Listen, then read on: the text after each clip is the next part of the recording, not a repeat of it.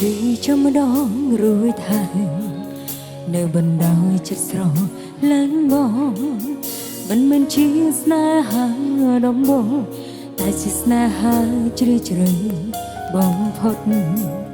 វេលាស្នេហ៍សែនខ្លីតែមានន័យសម្រាប់ជីវិតមិនអាចគិតពីអ្វីដែលជាការពិតដែលស្រឡាញ់បង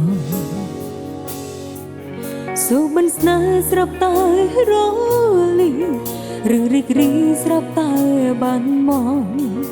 ធ្វើមិនបានពិតមែនបើអ្វីត្រូវចប់ពេលនេះមិនជឿថាបងមិនស្រឡាញ់អូនតែមិនជឿថាអូនស្រឡាញ់បងតែមកខាងមកលោដល់អូនគ្រប់យ៉ាងពីស្នេហ៍បងតែងអស់អានឬក៏ម្នាក់នោះមិនមែនជាបងមិនជឿថាបងមិនស្រឡាញ់អូនតែហើយផងមិនបងប្រាប់មិនទំនងបើមិនដូចសូមដៃបងឬកូនលងបងសូមដែលខូចស្នេហ៍ដល់អូ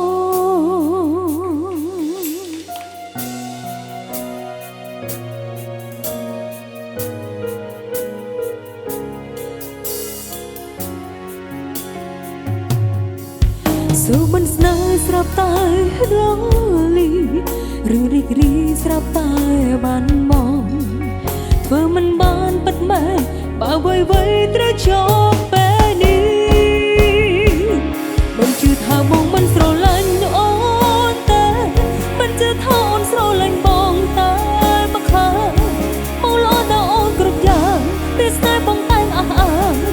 ឬក៏ម្នាក់នោះមិនមែនជាបងមិនជឿថាបងមិនស្រឡាញ់អូនតែ